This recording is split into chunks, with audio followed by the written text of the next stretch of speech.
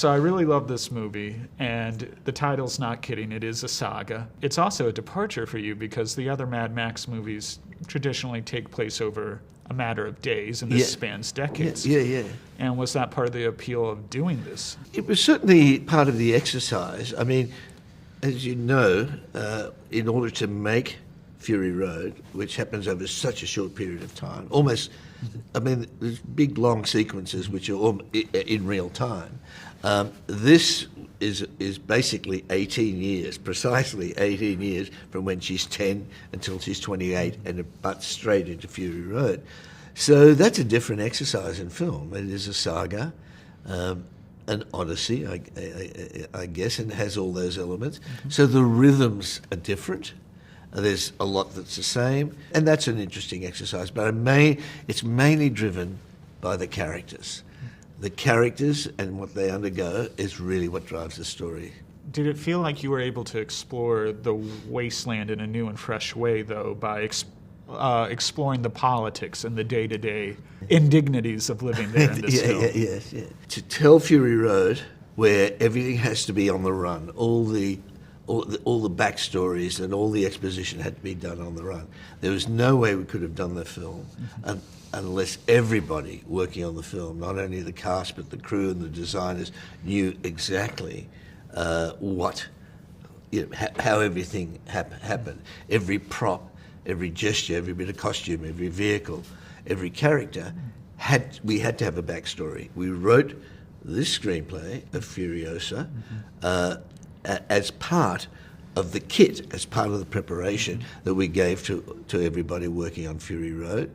And we also wrote what happened to Max in the year before we encounter him on Fury Road. So we had to understand all of that, and that came out in the film. And to me it was interesting because it was like, I don't know, it's really trying to understand how characters are forged, like in real life.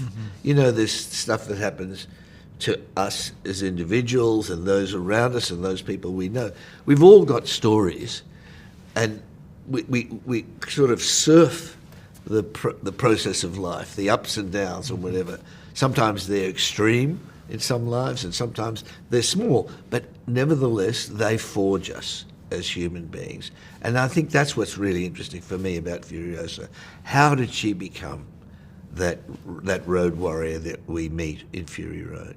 Well, you mentioned that outline, and so there are images in this movie that it will certainly not leave my memory anytime soon. Were there shots in this movie or images that you've had in your mind's eye since you wrote that outline all those years ago? Yes, because it wasn't just an outline, it was a script with concept art.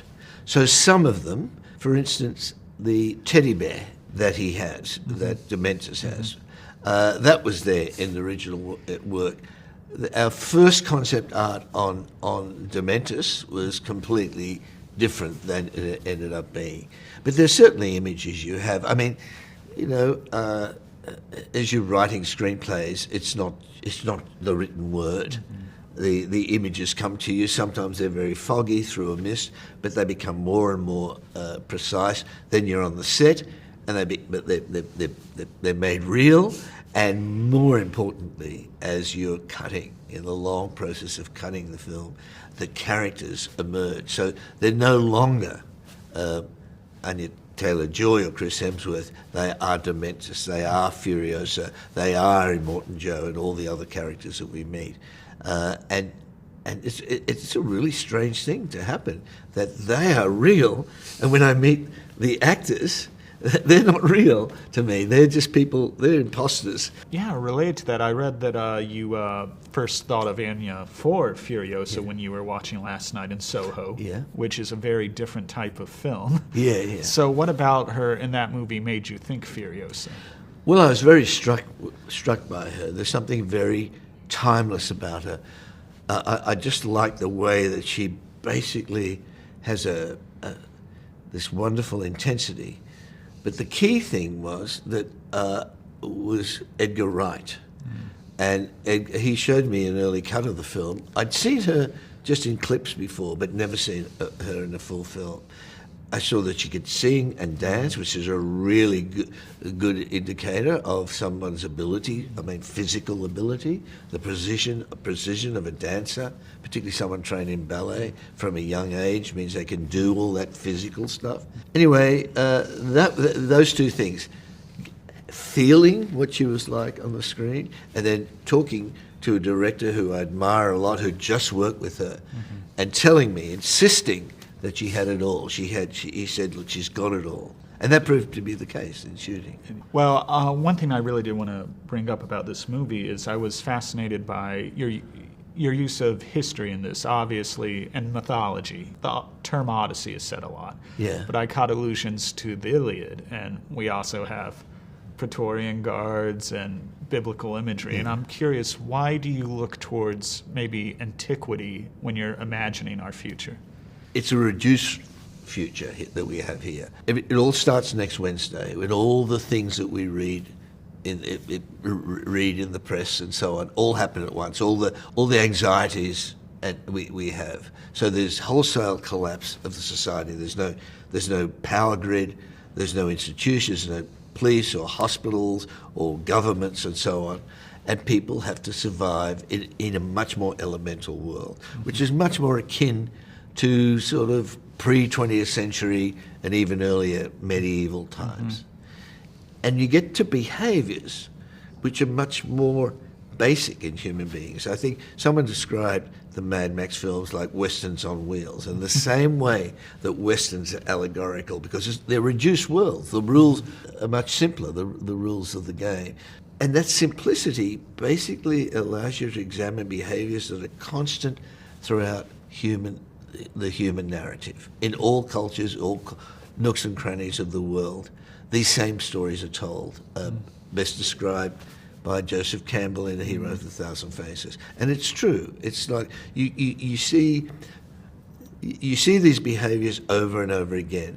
So it's kind of interesting, even though we're set in the future, we go back to some past and basically reflect on who we are in this very day, because these behaviours are still happening. They're variations on a theme: tyrannical figures, people oppressed, people sitting on top of dominance hierarchies where they control all the resources. In the case of the wasteland, a computer is not of any use. Gold is not of any use.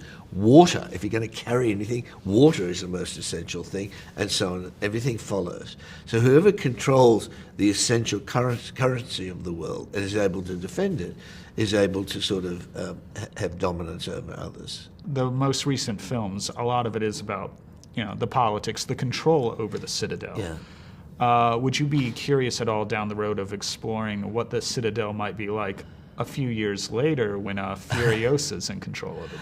I've asked myself that question a lot. And it's really interesting. People have speculated, is Furiosa going to improve it? Can she improve it? Or does she going to do what often happens in many stories when there's some revolution?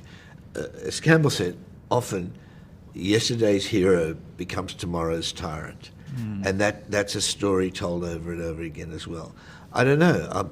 I've honestly thought a lot about what would happen with Furiosa when she takes over the Citadel. You have thought about it? Yeah, I have thought about it. But, I'd rather other people speculate because, stories are in the eyes of the beholder. They're not for the storytellers to insist this is exactly what happens, because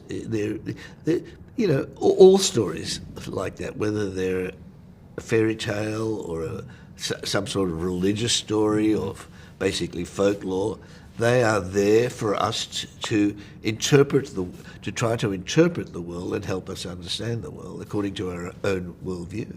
I know you're such a fan of film history and silent films, and they've informed so much of the Mad Max saga. Did you look to any specific silent films for inspiration while developing sequences in this movie? Oh, no question. Buster Keaton.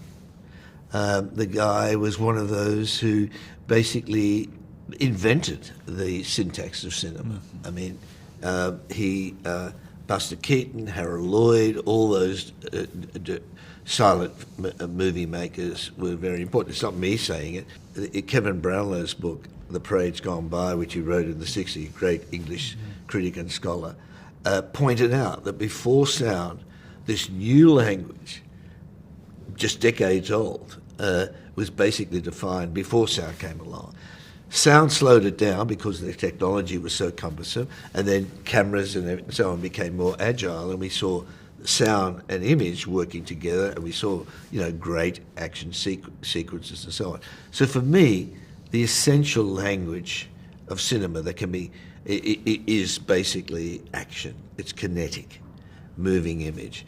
And it's something that can be done only in the cinema. You can't do it in the theatre. You can't do it with graphic novels. It has to be only in the cinema. I could see Buster Keaton doing very well in The Wasteland.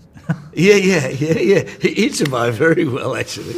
Yeah. George, this was a real pleasure, and I've always wanted to talk to you, and I really love the movie, and it was a joy meeting you today. Yeah, fantastic. Thank you so much. Yeah.